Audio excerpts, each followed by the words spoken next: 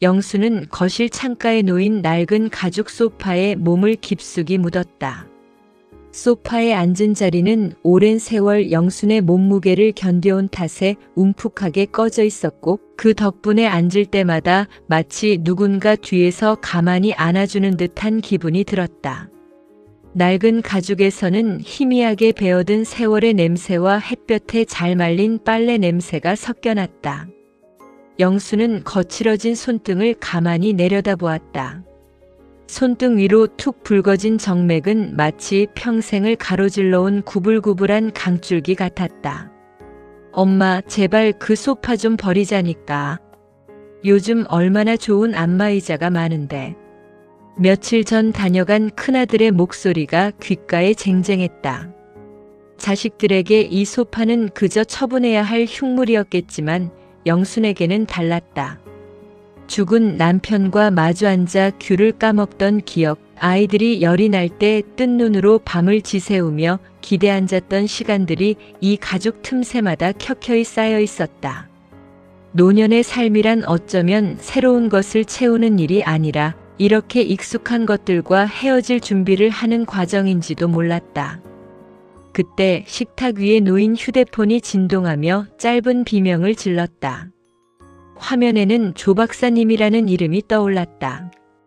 영수는 잠시 옷매무새를 가다듬고 전화를 받았다. 네, 박사님. 영순 씨, 좋은 오후입니다. 목소리가 평온해 보여 다행이네요.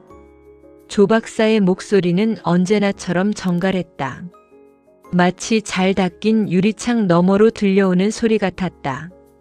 그는 은퇴한 지 5년이 지났음에도 여전히 현직 교수 같은 긴장감을 유지했다. 매주 수요일 오후 3시 그는 어김없이 전화를 걸어 안부를 물었다. 그의 다정함은 규칙적이었고 그의 배려는 계산된 것처럼 정확했다. 이번 주 토요일엔 예술의 전당에서 실내악 연주가 있습니다. 아는 지인이 표를 보내왔는데 영순 씨 생각이 나더군요. 공연이 끝나고는 근처 서초동에 있는 조용한 이탈리안 레스토랑을 예약해 두었습니다. 그 집 라자냐가 아주 일품이라고 하더군요. 조 박사의 제안은 늘 근사했다. 그와 함께 있으면 영수는 시장 바닥에서 콩나물 값을 깎던 노인이 아니라 고상한 취향을 가진 귀부인이 된 것 같은 기분이 들었다. 하지만 통화를 끝내고 나면 왠지 모를 공허함이 밀려왔다. 그가 말하는 라자냐의 맛이나 슈베르트의 선율보다 어제 먹다. 남은 식은 된장찌개에 밥 한 술 말아 먹는 것이 영순의 현실에는 더 가까웠다. 조 박사가 영순에게 보고 싶어하는 모습은 아마도 세련된 리넨 셔츠를 입고 와인을 우아하게 돌리는 잘 정돈된 이미지일 것이었다. 전화를 끊고 얼마 지나지 않아 이번에는 투박한 알림음이 울렸다. 메시지였다. 구두 다 됐소. 지나가다 찾아가쇼.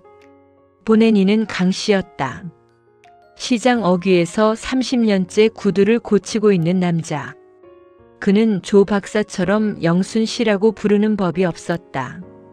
그저 구두 주인이나 보쇼 같은 투박한 호칭이 전부였다.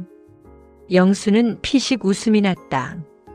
지난주에 뒷굽이 달아 맡겨둔 단화였다.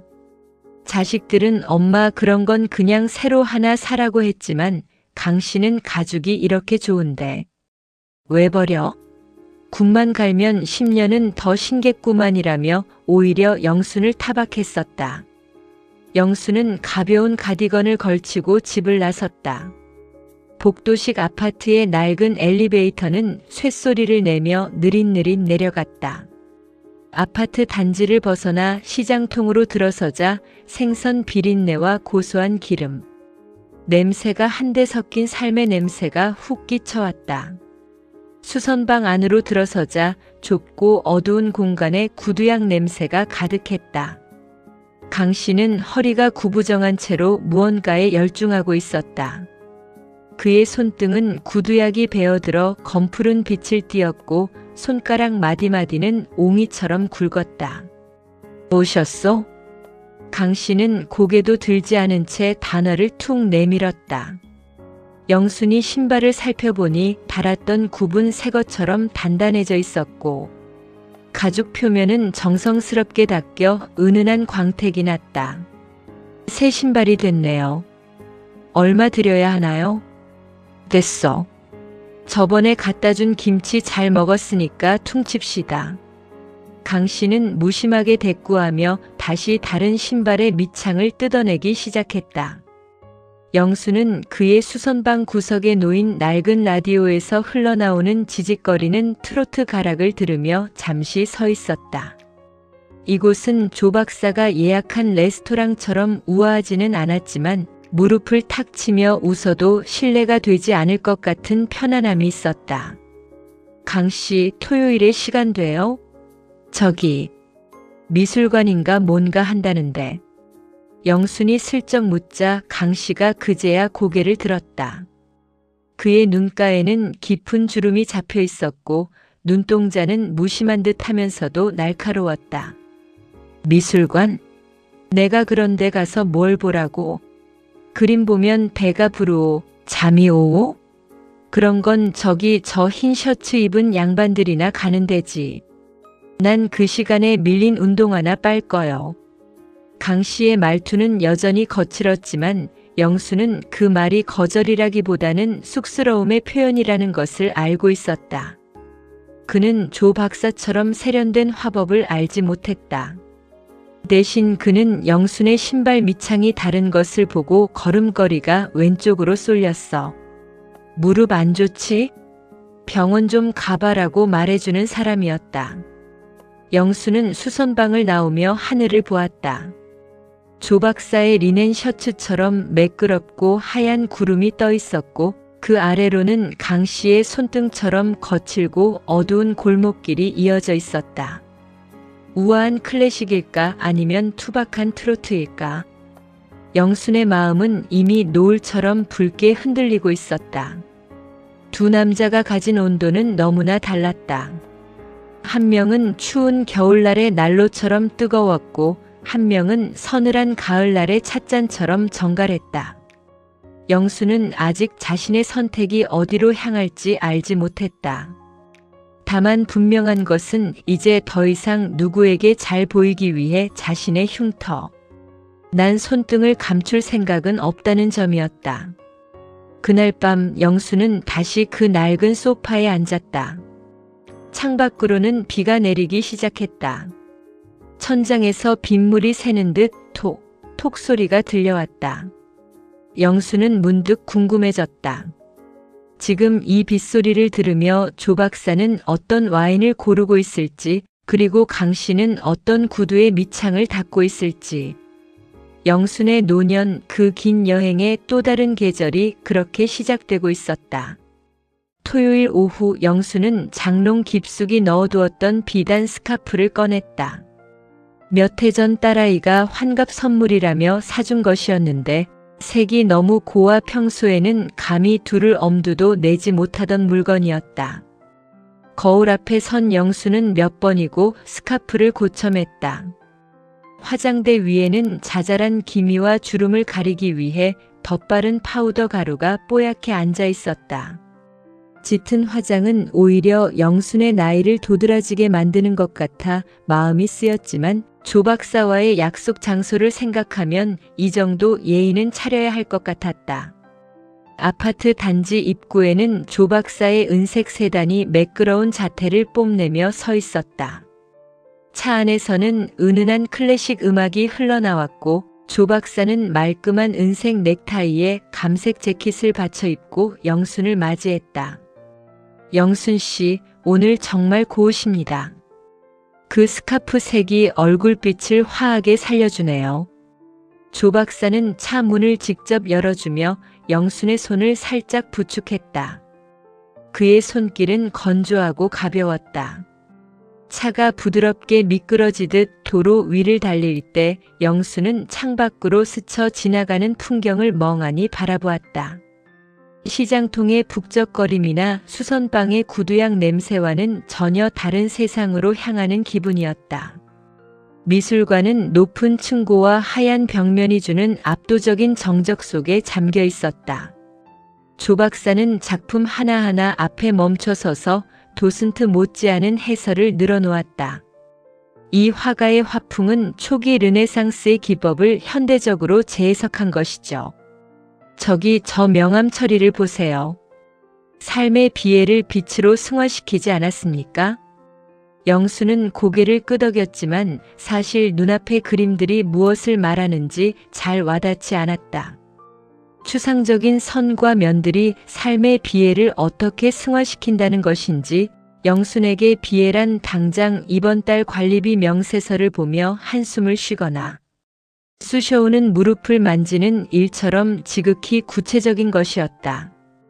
조 박사가 열정적으로 미학을 논할 때 영수는 자꾸만 새로 산 구두 때문에 쓸려오는 뒤꿈치의 통증에만 신경이 쏠렸다. 조 박사가 선물한 이 세련된 단화는 보기에는 예뻤지만 강 씨가 고쳐준 그 낡은 신발처럼 영순의 발을 포근하게 감싸주지는 못했다. 공연 관람을 마친 뒤 향한 레스토랑은 조명이 낮게 깔린 고급스러운 분위기였다. 웨이터가 메뉴판을 내밀자 조 박사는 영순의 의중도 묻지 않고 능숙하게 코스 요리를 주문했다. 여기 라자냐는 전통 방식을 고수해서 풍미가 깊습니다. 영순 씨 입맛에도 잘 맞을 거예요. 식탁 위에는 이름도 생소한 와인이 채워졌고 은색 식기들이 샹들리에 조명을 받아 번뜩였다. 조 박사는 와인 잔을 가볍게 돌리며 최근에 읽은 인문학 서적에 대해 이야기했다. 그의 대화는 마치 잘 짜인 대본처럼 빈틈이 없었다. 하지만 영수는 그와 마주 앉아 있는 내내 왠지 모를 갈증을 느꼈다. 조 박사는 영순이 얼마나 훌륭한 대화 상대인지에 대해서는 칭찬했지만 영순이 요즘 혼자 밥을 먹을 때 어떤 쓸쓸함을 느끼는지 혹은 자식들이 전화를 제때 주지 않아 서운해하고 있는지는 묻지 않았다. 박사님, 사실 저는 이런 어려운 그림이나 음악보다는 사람 사는 얘기가 더 편해요. 영순이 조심스럽게 말을 꺼내자 조 박사는 인자한 미소를 지으며 대답했다. 영순 씨, 노년일수록 격조 있는 취미를 가져야 합니다. 그래야 품위 있게 나이 들 수 있어요. 우리가 그런 삶을 살 자격이 충분하지 않습니까? 품위. 그 단어가 영순의 가슴에 가시처럼 박혔다. 조 박사가 말하는 품위 안에는 무거운 짐을 들고 낑낑거리는 영순의 모습이나 비가 새는 천장 밑에서 대야를 받치고 서 있는 초라한 현실은 들어갈 자리가 없어 보였다. 그는 영순의 고단했던 생애를 지워버리고 오직 세련된 노년의 이미지만을 덧칠하려 하고 있었다. 식사를 마치고 돌아오는 차 안에서 영수는 문득 수선방에 강 씨를 떠올렸다. 강 씨라면 이런 곳에 오면 분명 세상에 국수 한 그릇이면 될 걸 가지고 이 비싼 돈을 써? 참내. 라며 혀를 끌찼을 것이었다. 조 박사가 들려주는 슈베르트의 선율보다 강 씨의 수선방. 라디오에서 나오던 지직거리는 소음이 더 그리워지는 순간이었다. 집 앞에 도착했을 때 조 박사는 다시 한번 영순의 손을 잡으며 말했다. 오늘 즐거웠습니다. 다음 주에는 남해로 짧은 여행을 가면 어떨까요? 그곳에 제 지인이 운영하는 아주 조용한 별장이 있습니다. 영수는 대답 대신 희미하게 웃어 보였다. 차에서 내려 멀어지는 은색 세단의 뒷모습을 보며 영수는 스카프를 풀었다.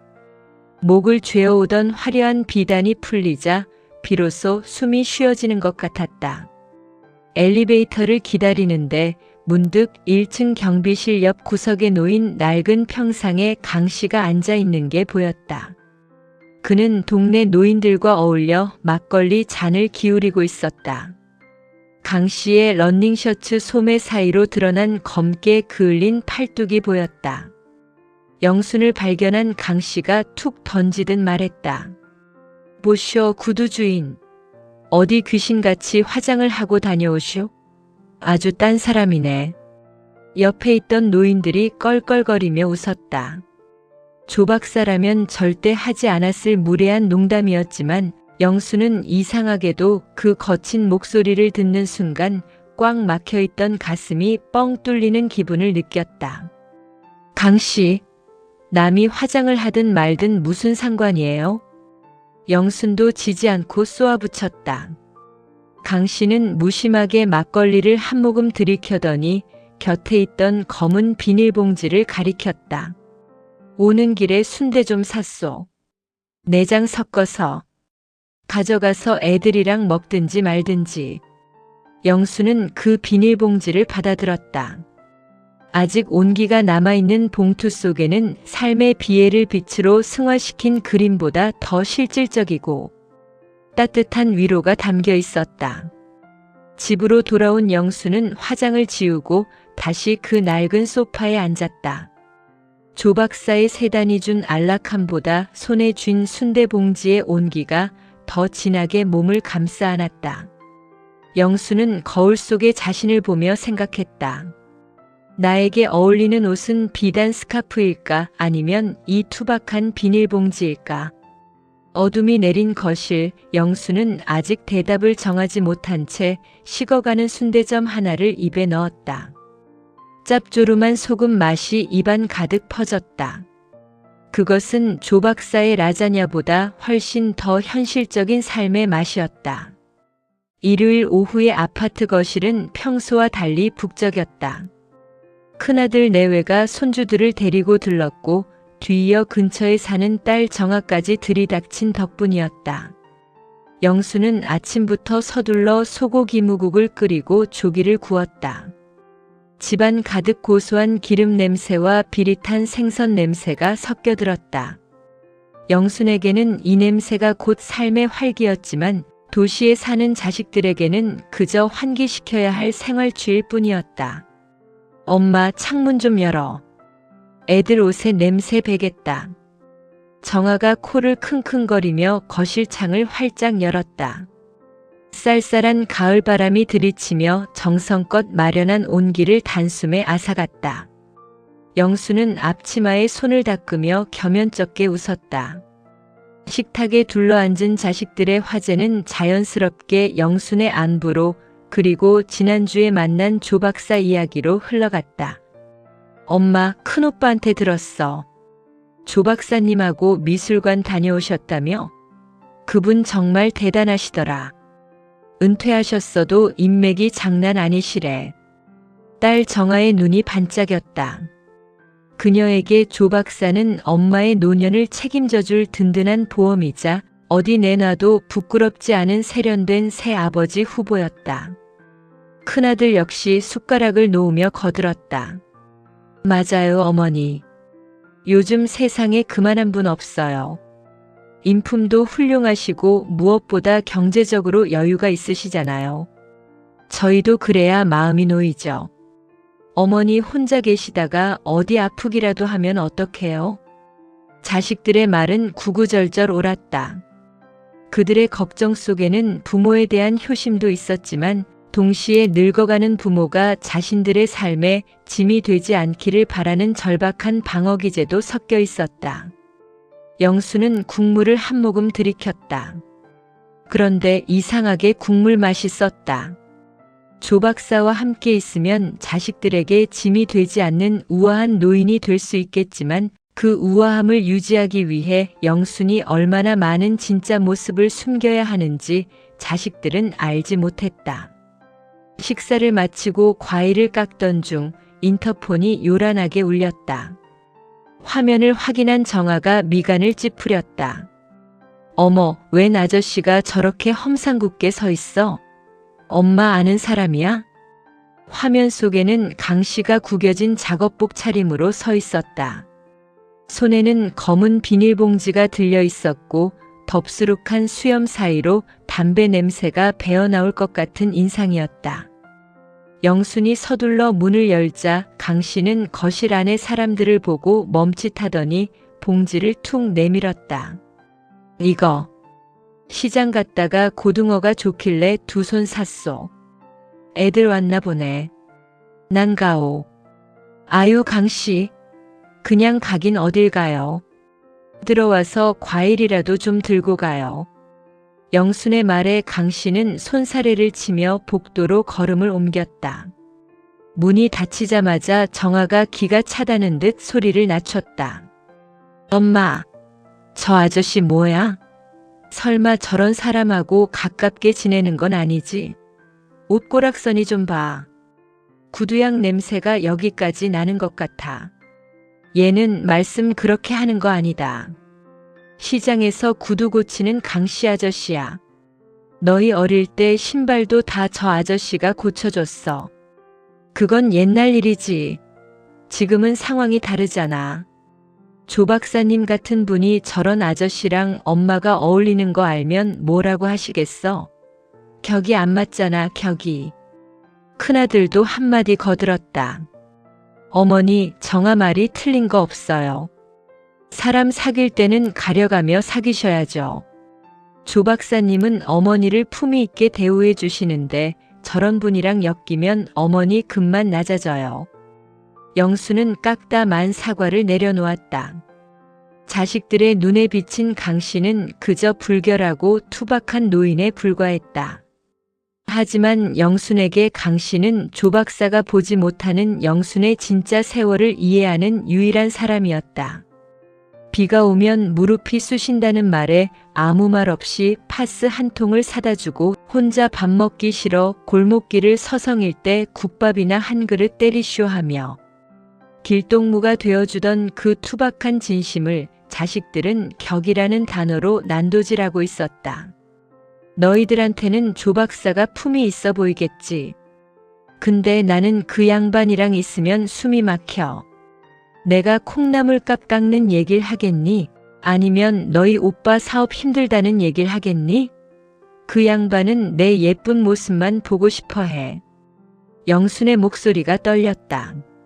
하지만 강씨는 달라. 내가 몸빼 바지를 입고 있든 얼굴에 기미가 가득하든 상관 안 해. 그냥 나라는 사람 자체로 봐준다고. 자식들은 이해할 수 없다는 표정으로 서로를 쳐다보았다. 그들에게 사랑이나 만남은 곧 조건의 결합이었고 노년의 만남은 편안한 노후를 위한 계약과 다름없었기 때문이다. 그날 저녁 자식들이 돌아가고 난 뒤 영수는 강씨가 두고 간 고등어를 꺼냈다. 신문지에 겹겹이 쌓인 고등어는 싱싱했다. 강씨는 영순이 고등어 조림을 좋아한다는 걸 기억하고 있었던 모양이다. 영수는 고등어를 씻으며 조 박사가 예약했다는 다음 주 남해 여행을 생각했다. 화려한 별장, 정갈한 식사, 그리고 끊임없이 이어질 고상한 대화들. 영수는 갑자기 피로감이 몰려왔다. 화려한 비단 스카프보다 비린내 나는 고등어 봉투가 자신의 손바닥에 더 착 달라붙는 것 같았다. 영수는 식탁 의자에 앉아 한참 동안 고등어를 바라보았다. 창밖에는 어둠이 깊게 깔렸고 멀리 조 박사의 차처럼 번쩍이는 도시의 불빛들이 차갑게 빛나고 있었다. 그때 휴대폰이 울렸다. 조 박사의 메시지였다. 여행 갈 때 입을 만한 가벼운 아웃도어를 하나 샀습니다. 내일 집 앞으로 배달시킬게요. 사이즈는 제일 작은 걸로 했습니다. 영수는 답장을 하지 않았다. 대신 주방 바닥에 떨어진 흙 묻은 강씨의 발자국을 물걸레로 천천히 닦아내었다. 닦아내고 또 닦아내도 가슴속에는 강씨가 풍기던 그 비릿하고 투박한 삶의 냄새가 지워지지 않고 자꾸만 번져나갔다. 영수는 거울 속에 비친 자신의 얼굴을 보았다. 자식들이 원하는 우아한 엄마의 얼굴 뒤로 평생을 자식 뒷바라지에 헌신하며 거칠어진 여자. 영순의 얼굴이 겹쳐 보였다. 그리고 그 거친 얼굴을 유일하게 제대로 들여다봐주는 남자가 누구인지 영수는 이제 조금씩 깨닫고 있었다. 토요일 새벽 남해로 향하는 조 박사의 세단은 미끄러지듯 고속도로를 달렸다. 차 안에는 조 박사가 선곡한 쇼팽의 야상곡이 낮게 흘렀다. 조 박사가 보내온 아웃도어 점퍼는 영순의 몸에 꼭 맞았지만 새 옷 특유의 빳빳한 질감이 목덜미를 자꾸만 건드려 영순은 내내 뒷목이 간지러웠다. 영순 씨, 피곤하면 등받이를 뒤로 젖히고 좀 자둬요. 남해에 도착하면 근사한 전경이 기다리고 있을 테니까. 조 박사는 정면을 응시한 채 여유로운 미소를 지으며 말했다. 그의 운전은 그의 성격만큼이나 방어적이고 정확했다. 과속도 급정거도 없었다. 하지만 영수는 차라리 강 씨의 낡은 트럭에 탔을 때처럼 덜컹거리는 진동이라도 느껴졌으면 싶었다. 너무나 고요하고 매끄러운 이 공간이 마치 진공 상태의 유리병 속에 갇힌 것처럼 답답하게 느껴졌기 때문이다. 5시간을 달려 도착한 남해의 별장은 조 박사의 자랑대로 절경이었다. 깎아지른 절벽 위에 세워진 하얀 건물 아래로 쪽빛 바다가 끝없이 펼쳐져 있었다. 지인의 별장이라고는 했지만 관리인이 따로 있을 정도로 화려했다. 조 박사는 테라스에 의자를 내놓으며 영순에게 와인 한 잔을 권했다. 어떻습니까? 가끔은 이렇게 일상의 먼지를 털어내야 해요. 우리 나이엔 이런 평온함을 누릴 자격이 있죠. 영수는 와인 잔을 든 채 바다를 바라보았다. 파도는 하얗게 부서지며 바위에 부딪히고 있었다. 문득 영수는 이 화려한 풍경 속에 서 있는 자신이 꼭 남의 옷을 빌려 입은 어린아이 같다는 생각이 들었다. 조 박사는 파도의 미학에 대해 그리고 은퇴 후 누리는 여가에 대해 고상한 담론을 이어갔다. 그는 영순이 이 풍경을 얼마나 우아하게 감상하는지에만 집중하는 듯 했다. 점심 식사는 별장 근처의 이름난 일식집에서 코스로 이어졌다. 정갈하게 차려진 회 한 점 한 점이 보석처럼 빛났지만 영수는 젓가락을 들기가 조심스러웠다. 조 박사가 젓가락질의 예절이나 생선의 부위별 맛을 설명할 때마다 영수는 자신이 시험을 치르는 학생이 된 기분이었다. 박사님, 저는 사실 이런 회보다는 그냥 시장에서 파는 멸치쌈밥 같은 게 더 생각나네요. 여기까지 왔으니까요. 영순이 지나가는 말처럼 던지자 조 박사는 살짝 미간을 찌푸리며 부드럽게 말을 돌렸다. 영순 씨, 그런 건 아무 데서나 먹을 수 있잖아요. 여기까지 와서 굳이 그런 서민적인 음식을. 기왕이면 격조 있는 식사를 즐깁시다. 그놈의 격조. 영수는 속으로 한숨을 내쉬었다. 조 박사가 말하는 격조 속에는 비린내 나는 멸치머리를 따고 손가락에 빨간 양념을 묻혀가며 밥을 비벼 먹는 삶의 활기는 거세되어 있었다. 그는 영순의 고단했던 세월이 만들어낸 식성조차 품이라는 이름으로 교정하려 들었다. 오후가 되자 갑자기 바다의 날씨가 급변했다. 맑던 하늘에 먹구름이 끼더니 거센 바람이 불기 시작했다. 별장의 테라스에 놓인 의자들이 비틀거렸고 파도는 금방이라도 절벽을 집어삼킬 듯 으르렁거렸다. 조 박사는 서둘러 창문을 닫고 커튼을 쳤다. 이런 날씨가 도와주질 않네요. 안에서 클래식이나 들으며 책이나 읽읍시다. 조 박사는 서재에서 책 한 권을 꺼내 영순에게 건넸다. 하지만 영순의 마음은 창밖에 사나운 바다에 가 있었다. 저 거친 파도 소리가 오히려 영순의 심장 소리와 더 닮아 있었다. 정갈한 실내의 클래식 음악은 영순에게는 너무나 이질적인 소음이었다. 그때 영순의 휴대폰이 울렸다. 강 씨였다. 여보셔, 거기 비 안 오? 강 씨의 목소리는 파도 소리를 뚫고 들어올 만큼 쩌렁쩌렁했다. 어머, 강 씨. 여기 지금 비바람이 장난 아니에요. 꺼봐, 내가 무릎 쑤실 때 알아봤어. 남해 쪽 태풍 간다는데 거기서 뭐하고 있는 거요? 창문 꼭 닫고 혹시라도 전등 나가면 당황하지 말고 양초부터 찾으쇼. 내일 일찍 올라오든지. 강 씨는 조 박사처럼 우아한 걱정을 하지는 않았다. 하지만 그의 말 속에는 당장 정전이 될까봐, 비바람에 놀랄까봐 걱정하는 구체적인 염려가 담겨 있었다. 영수는 전화를 끊고 나서야 비로소 가슴 한구석이 뚫리는 기분을 느꼈다. 조 박사는 분위기가 깨져서 아쉽네요 라고 말했지만 강 씨는 창문 꼭 닫으시오라고 말하는 사람이었다. 그날 밤 조 박사는 별장의 다른 방으로 건너가 잠을 청했다. 홀로 남은 방에서 영수는 빳빳한 아웃도어 점퍼를 벗고 낡은 면 내의로 갈아입었다. 거울 속의 영수는 화장이 번져 초췌해 보였지만 이제야 진짜 자기 모습으로 돌아온 것 같아 안도감이 들었다. 창밖에서는 파도가 여전히 절벽을 때리고 있었다. 조 박사의 은색 세단이 주는 안락함과 남의 별장의 화려함은 영순에게는 마치 연극 무대 위의 소품 같았다.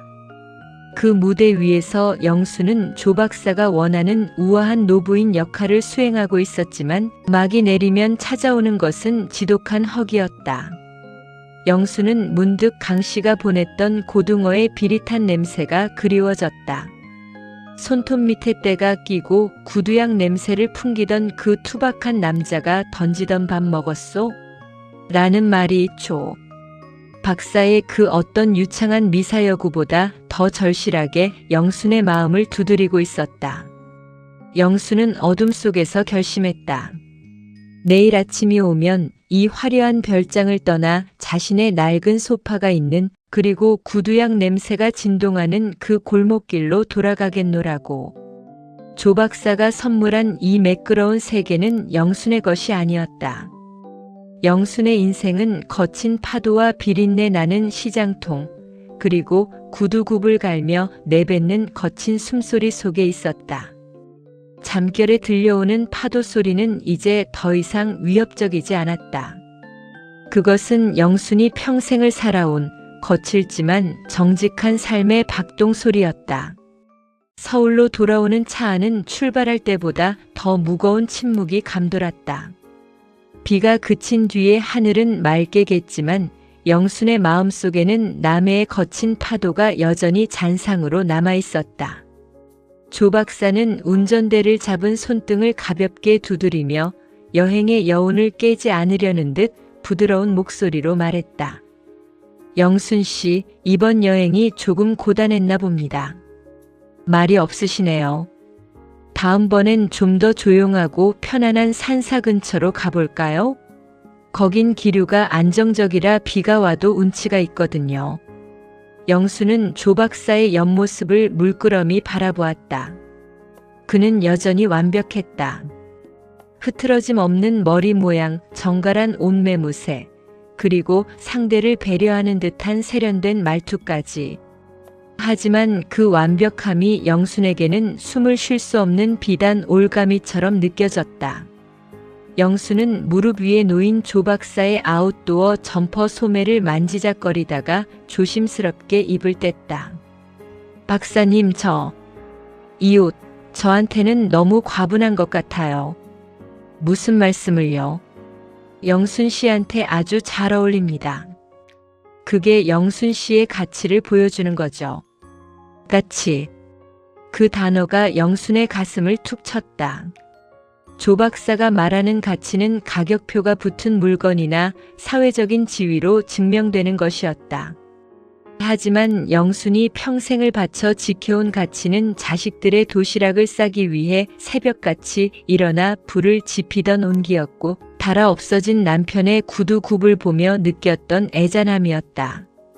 박사님은 참 좋은 분이세요. 덕분에 제가 평생 구경도 못 해본 미술관도 가보고 남의 별장에서 와인도 마셔봤네요. 그런데요, 박사님. 저는 그 화려한 조명 밑에서 제가 자꾸만 작아지는 걸 느꼈어요. 박사님이 보고 계신 저는 제가 아닌 것 같아요. 저는 우아한 사모님이 아니라 시장통에서 고등어 한 마리라도 더 싱싱한 걸 고르려고 눈을 부라리는 할머니일 뿐이거든요. 차 안의 공기가 순식간에 얼어붙었다. 조 박사의 미소가 아주 미세하게 경직되었다. 그는 당황한 기색을 감추며 웃어넘기려 했다. 영순 씨, 갑자기 왜 그러세요? 피곤해서 예민해지신 모양인데. 아니요, 박사님. 제 진심이에요. 박사님 곁에 있으면 제가 박사님의 품위를 갉아먹을 것만 같아 조마조마해요. 박사님께는 저보다 더 잘 어울리는 고운 손을 가진 분이 어울릴 거예요. 저는 제 발에 맞는 낡은 신발을 신고 걷는 게 제일 편하네요. 영순의 말은 단호했다. 조 박사는 더 이상 말을 잇지 못했다. 아파트 입구에 차가 멈춰 섰을 때 영순은 조 박사가 문을 열어주기를 기다리지 않고 스스로 문을 열고 내렸다. 고마웠습니다, 박사님. 건강하세요. 짧은 인사를 뒤로 하고 영순은 아파트로 향했다. 등 뒤로 은색 세단이 떠나가는 소리가 들렸지만 영순은 돌아보지 않았다. 대신 가방에서 휴대폰을 꺼내 누군가에게 전화를 걸었다. 강 씨, 나 서울 도착했어. 수선방 문 열었소? 수화기 너머로 지직거리는 소음과 함께 퉁명스러운 목소리가 들렸다. 벌써 왔소? 태풍에 날아간 줄 알았더니 용케 살아 돌아왔구만. 문 열었으니까 오든지 말든지. 영수는 집으로 올라가 짐을 던져두고 곧장 시장통으로 향했다. 조 박사가 사준 아웃도어 점퍼 대신 늘 입던 편안한 면 가디건을 걸치고서였다. 시장 어귀 수선방 앞 강 씨는 평소처럼 구부정한 자세로 앉아 무언가와 씨름하고 있었다. 영순이 수선방 안으로 발을 들이자 강 씨는 고개도 들지 않은 채 옆에 놓인 의자를 턱짓으로 가리켰다. 거기 앉으쇼. 얼굴꼴이 왜 그 모양이요?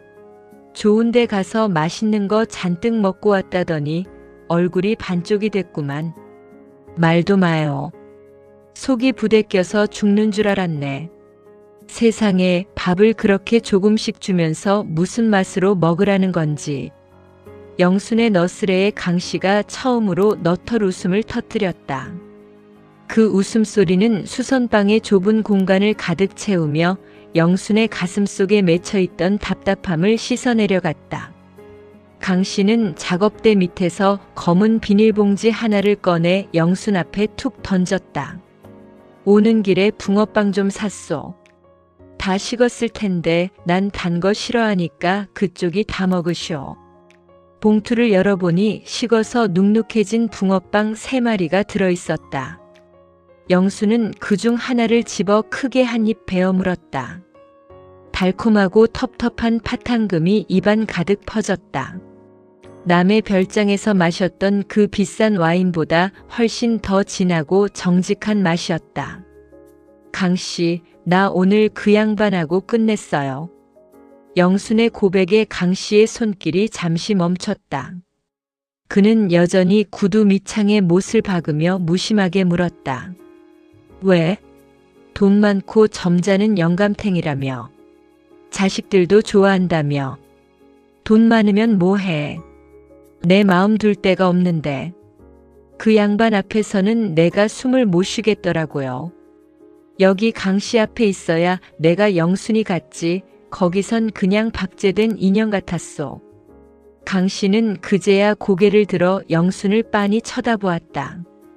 그의 눈에는 평소의 독설 대신 묘한 깊이의 따스함이 서려 있었다. 그는 투박한 손으로 영순의 낡은 신발코를 툭툭 쳤다. 잘했어. 사람은 제 신발을 신고 살아야지. 남의 신발 빌려 신고 뛰면 금방 넘어지는 법이야. 그나저나 저 신발 코다 까졌네. 이따 이리 내놓으쇼. 내가 싹 고쳐줄 테니까. 영수는 붕어빵을 씹으며 빙그레 웃었다. 수선방 밖으로는 어느새 어둠이 깔리고 있었지만 좁은 가게방 안의 백열등 불빛은 그 어느 곳보다 밝고 아늑했다. 조 박사의 화려한 세상을 등지고 돌아온 이곳. 구두약 냄새와 지직거리는 라디오 소리가 가득한 이 낡은 수선방이 영순에게는 비로소 진짜 집처럼 느껴졌다. 영순은 남은 붕어빵 한 토막을 강 씨의 입가에 들이밀었다. 강 씨는 질색하며 고개를 저었지만 영순의 고집에 못 이기는 척 한 입을 크게 받아먹었다. 두 노인의 웃음소리가 시장통의 소음 속으로 기분 좋게 스며들고 있었다. 영순은 비로소 깨달았다. 노년의 사랑이란 거창한 미래를 약속하는 것이 아니라 이렇게 서로의 구두굽을 살펴주고 식은 붕어빵을 나눠 먹으며 오늘을 함께 견뎌내는 일이라는 것을. 영순의 거실은 다시 한번 전쟁터가 되었다. 조 박사로부터 영순 씨의 뜻을 존중하겠다는 정중하지만 서늘한 마지막 문자를 받은 자식들이 가만히 있을 리 없었다. 딸 정아는 현관문에 들어서자마자 가방을 소파에 내팽개치며 소리를 높였다. 엄마, 정말 제정신이야? 그만한 분을 어디서 또 만난다고 그래? 오빠랑 나랑 얼마나 공을 들였는데 그걸 그렇게 한순간에 걷어차? 큰아들도 이번만큼은 얼굴을 붉히며 거들었다. 어머니, 저희 체면도 좀 생각해 주세요. 친구들한테 우리 어머니 이제 좋은 분 만나서 호강하신다고 다 자랑해놨는데 이게 뭡니까? 도대체 그 수선방 아저씨가 뭐라고 어머니 눈을 가린 거예요? 자식들의 말 한마디 한마디가 영순의 가슴에 날카로운 유리 파편처럼 박혔다. 그들에게 영순은 선택권이 있는 한 인간이 아니라 자신들이 설계한 행복한 노후라는 도면 위에 놓인 말에 불과했다. 영순은 떨리는 손으로 찻잔을 잡았다. 너희들한테 조 박사는 훌륭한 배경이었겠지만 나한테는 맞지 않는 옷이었어. 내가 그 양반 앞에서 수만 번 크게 못 쉬고 산 걸 너희가 알기나 하니? 나는 그냥 내 발 편한 신발 신고 내 목소리 내면서 살고 싶어. 그게 수선빵 아저씨랑 무슨 상관인데? 그 아저씨가 엄마한테 해줄 수 있는 게 뭐가 있어? 기껏해야 시장통 국밥이나 사주겠지. 조 박사님처럼 해외여행을 보내줘. 품격 있는 대화를 해줘. 정아의 악에 바친 목소리가 거실을 울릴 때였다. 인터폰 화면에 다시 강 씨의 얼굴이 나타났다. 영순이 대답하기도 전에 강 씨는 벌써 문을 두드리고 있었다. 쾅쾅 투박한 주먹 소리가 집안의 냉기를 갈랐다. 뭐셔? 안에 소란스러운 거 다 들리는데 문 좀 열어봐. 정아가 기가 찬다는 듯 문을 벌컥 열었다. 아저씨, 지금 우리 가족끼리 얘기 중이거든요. 남의 집 일에 상관 말고 가세요. 강 씨는 정아의 날 선 반응에도 눈 하나 깜짝하지 않았다. 그는 손에 들고 있던 낡은 공구 가방을 바닥에 내려놓으며 거실 안으로 쑥 들어왔다. 그의 몸에서는 언제나처럼 짙은 구두약 냄새와 땀 냄새가 났다. 세련된 조 박사가 풍기던 은은한 향수 냄새와는 정반대의 아주 지독하고도 현실적인 냄새였다. 남의 집 일? 이 양반들이 보니까 자기 엄마 속은 하나도 모르면서 입만 살았구만. 당신들이 말하는 그 격이라는 게 사람 숨통 조이는 거라면 차라리 없는 게 낫지 않겠소? 뭐라고요? 아저씨가 뭘 안다고 끼어들어요. 큰아들이 험악하게 다가갔지만 평생 거친 가죽을 다루며 살아온 강 씨의 기세는 꺾이지 않았다. 강 씨는 영순의 앞에 떡하니 버티고 서서 자식들을 쏘아보았다. 내가 이 양반 구두 고친 지만 30년이요. 이 양반 발 모양이 어떻게 변했는지, 신발 밑창이 어디가 먼저 닳는지 내가 당신들보다 잘 알아. 왼쪽 굽이 유독 닳는 건 무릎이 아파서 힘을 한쪽으로 줘서 그런 거고, 신발 코가 까진 건 자식들 줄 거 바리바리 들고 가다 넘어져서 그런 거요. 당신들이 그 고운 손으로 엄마 무릎 한번 주물러나 봤소? 강 씨의 거친 목소리가 거실을 가득 채우자 자식들은 일순간 말을 잃었다. 강 씨는 영순을 돌아보며 투박하게 덧붙였다. 영순 씨, 미안할 거 없어. 자식 농사 잘 지어놨더니 지들 수확할 생각만 하지 땅 기운 다 빠진 건 생각도 안 하는구만. 까오. 오늘 저녁은 내가 뜨끈한 추어탕 쏠 테니까 나오쇼. 그는 영순의 팔목을 툭 쳤다. 그건 조 박사가 차 문을 열어줄 때의 우아한 손길과는 비교도 안 되게 무뚝뚝했지만 영순은 그 손길에서 평생 느껴보지 못한 해방감을 느꼈다. 자식들의 반대를 뒤로하고 영순은 외투를 챙겨들었다. 정아가 엄마, 지금 나가면 다시는 안 볼 거야. 라고 소리쳤지만 영수는 멈추지 않았다. 엘리베이터가 내려가는 동안 강 씨는 아무 말도 하지 않았다. 그저 낡은 공구 가방을 고쳐 맬 뿐이었다. 시장통 허름한 추어탕집 뚝배기에서 보글보글 끓어오르는 누런 국물을 보며 영수는 참았던 눈물을 툭 떨어뜨렸다. 강 씨, 나 오늘 자식들한테 큰 소리 좀 쳤네요. 평생 안 그러고 살았는데. 잘했어. 늦게라도 사람답게 살아야지. 나도 자식들 속 썩이는 거 다 보고 살았지만 결국 내 인생 지키는 건 나밖에 없더라고. 여기 부추 좀 팍팍 넣어서 먹으시오. 기운 차려야 자식들하고 싸우든 말든 할 거 아니오. 강 씨는 자기 숟가락으로 부추 한 움큼을 영순의 뚝배기에 밀어 넣었다. 영수는 맵싸한 산초가루 향이 코를 찌르는 추어탕을 한술 크게 떠먹었다. 뜨겁고 걸쭉한 국물이 목구멍을 타고 내려가자 차갑게 얼어붙었던 심장이 비로소 녹기 시작했다. 조 박사의 별장에서 먹었던 최고급 회는 입안에서 겉돌았지만 강 씨가 권하는 이 투박한 국물은 영순의 뼛속까지 스며들어 위로가 되었다. 영수는 고개를 숙인 채 국밥을 말았다.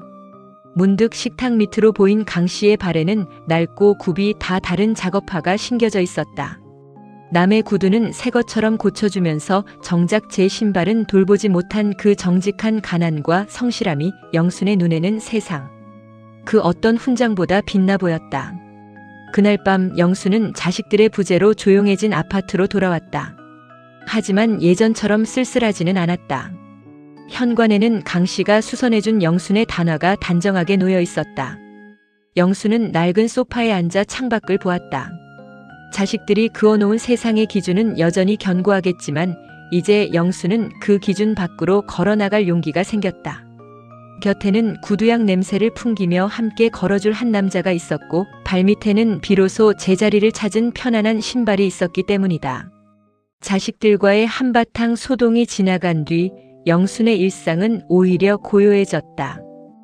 딸 정아는 한동안 전화를 받지 않았고 큰아들은 무언의 시위라도 하듯 안부 연락을 끊었다. 평소 같으면 가슴이 무너졌을 영순이었지만 이상하게도 이번에는 마음이 평온했다. 남의 눈에 비칠 품이 있는 노년을 포기하고 나니 비로소 자기 자신으로 오롯이 서 있는 기분이 들었기 때문이다. 그런데 며칠째 시장 어귀 수선방의 셔터가 올라가지 않았다. 늘 지직거리는 라디오 소리와 함께 구두향 냄새를 풍기던 그 좁은 공간이 굳게 닫혀 있는 것을 보며 영수는 가슴 한구석이 서늘해졌다. 강씨, 문은 왜 닫았소? 어디 아픈 거요?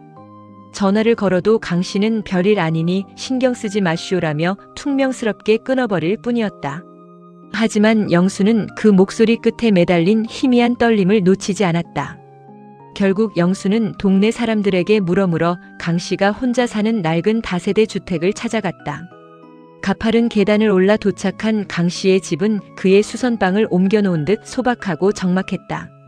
문을 두드리자 한참 뒤에야 나타난 강씨는 평소의 기세는 어디 가고 한쪽 팔에 두꺼운 붕대를 감은 채 초췌한 모습이었다. 아니, 팔이 왜 이래요? 영순의 비명 섞인 물음에 강씨는 머쓱한 듯 고개를 돌렸다. 낡은 오토바이 짐 싣다가 좀 넘어졌소. 나이값을 못하고 말이오. 강씨는 평생 거친 가죽을 주무르고 못을 박던 그 귀한 손을 다친 것이었다. 구두 수선공에게 손은 생명과도 같은 것이었기에 그의 상실감은 팔의 통증보다 훨씬 깊어 보였다. 영수는 집 안으로 들어가 팔을 걷어붙였다. 싱크대에는 씻지 못한 그릇들이 쌓여 있었고 바닥에는 먼지가 내려앉아 있었다. 이 팔을 하고 밥은 어떻게 먹었소? 비켜요. 내가 뭐라도 좀 할 테니까. 영수는 쌀을 씻어 안치고 냉장고 구석에 있던 시든 채소들을 꺼내 다듬기 시작했다. 강씨는 낡은 소파에 앉아 영순의 뒷모습을 물끄러미 바라보았다. 평소 같으면 간섭 말고 가시오라고 소리를 쳤을 테지만 오늘따라 그의 어깨는 유독 작아 보였다. 영순씨, 나 이제 수선방 접어야 할지도 모르겠소. 의사가 이 팔로는 힘든 일 당분간 못한다는데 나 같은 늙은이가 손 못 쓰면 무슨 낙으로 살겠소. 그의 목소리에는 평소의 독설 대신 생의 끝자락에서 마주한 쓸쓸함이 짙게 배어 있었다. 영수는 칼질을 멈추고 그를 돌아보았다. 조 박사처럼 매끄러운 손을 가졌다면 겪지 않았을 시련이었겠지만 이 거친 손이야말로 영순이 사랑한 강 씨의 진심이었다. 영순은 다가가 강 씨의 다치지 않은 다른 쪽 손을 가만히 잡았다. 옹이가 박히고 굳은 살이 단단하게 박인 평생 남의 발밑을 살피느라 거칠어진 손이었다. 수선방 좀 쉬면 어때요? 그동안 남의 구두 굽 갈아주느라 강 씨 신발 닳는 줄도 모르고 살았잖아요. 이제는 좀 쉬면서 내 신발 굽도 좀 보고 나랑 같이 산책도 하고 그러며 삽시다. 강 씨의 손등 위로 영순의 따뜻한 눈물이 툭 떨어졌다. 강 씨는 당황한 듯 손을 빼려 했지만 영순은 더 힘주어 그 손을 맞잡았다. 조 박사의 세단 안에서 느꼈던 그 공허한 안락함과는 비교할 수 없는 지독하게 뜨겁고 묵직한 삶의 온기였다. 나도 자식들 다 키워놓고 보니까 내 손에 남은 게 하나도 없더라고요. 그런데 강 씨가 고쳐준 그 신발 신고 걷다 보니 내 인생도 다시 고쳐 쓸 수 있겠다는 생각이 들 때요. 강 씨 손 낫는 동안 내가 당신 오른손 해줄게요. 영순의 진심 어린 말에 강 씨의 눈시울이 붉어졌다. 그는 평생 누군가에게 의지해 본 적 없는 사람이었다.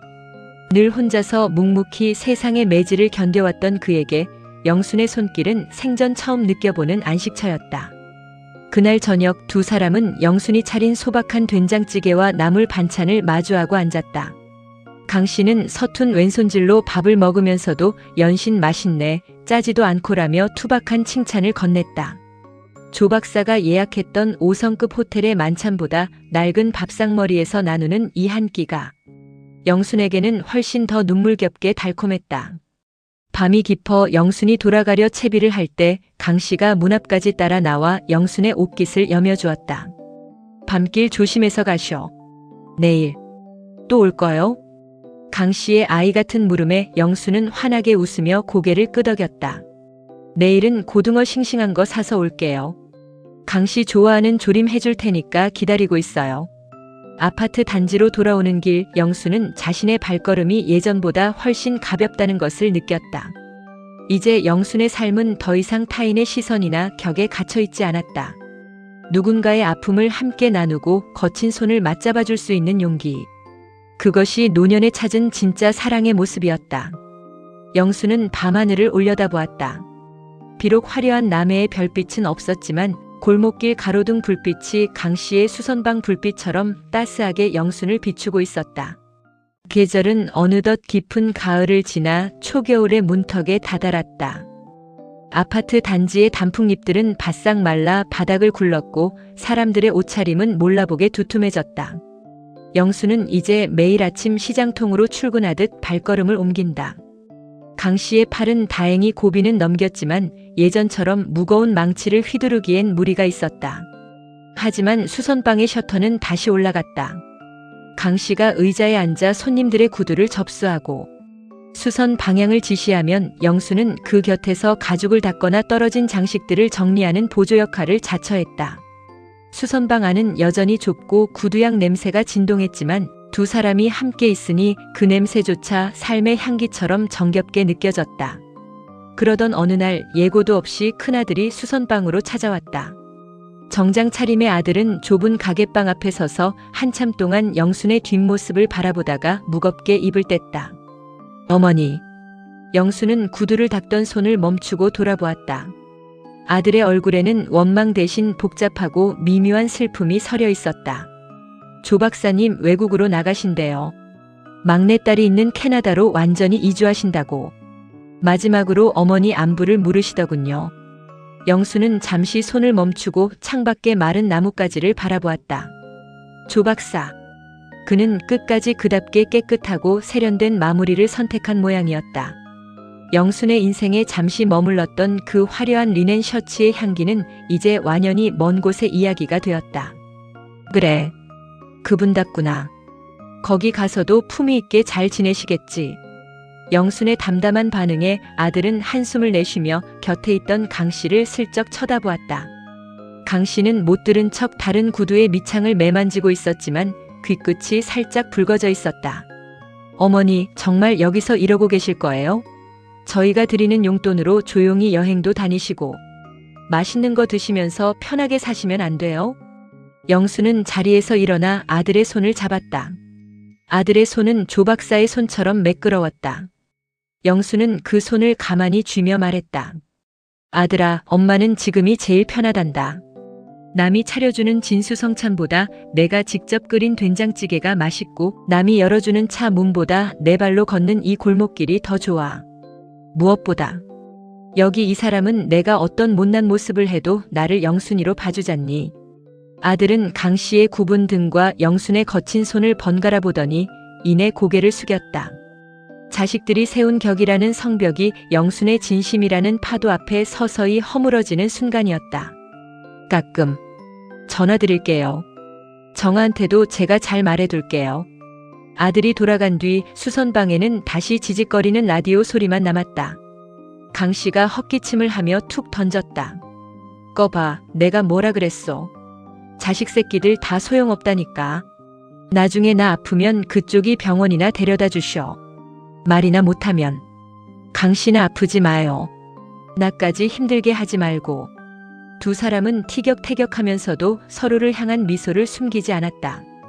그날 저녁 퇴근길에 두 사람은 동네 공원을 가로질러 걸었다. 영수는 강 씨가 손수 고쳐준 낡은 단화를 신고 있었다. 발가락 끝에 닿는 가죽의 감촉이 마치 오래된 친구의 손길처럼 부드러웠다. 조 박사가 사준 화려한 구두를 신었을 때는 한 걸음 한 걸음이 위태로운 얼음판 같았지만 지금은 땅바닥에 발이 착착 달라붙는 듯 단단한 안정감이 느껴졌다. 영순 씨, 저기 벤치에 좀 앉았다 갑시다. 다리 아프겠네. 강 씨가 먼저 걸음을 멈추고 자리를 권했다. 두 노인은 나란히 앉아 저물어가는 노을을 바라보았다. 화려한 남해의 일몰은 아니었지만 아파트 숲 사이로 부드럽게 스며드는 서울의 저녁 노을도 충분히 아름다웠다. 강 씨가 주머니에서 주섬주섬 무언가를 꺼냈다. 빨간 실로 대충 꿰맨 작은 가죽 주머니였다. 이거 남는 자투리 가죽으로 내가 직접 만들었어. 그쪽 집 열쇠나 넣고 다니셔. 잃어버리지 말고. 영수는 그 투박한 가죽 주머니를 손바닥에 올렸다.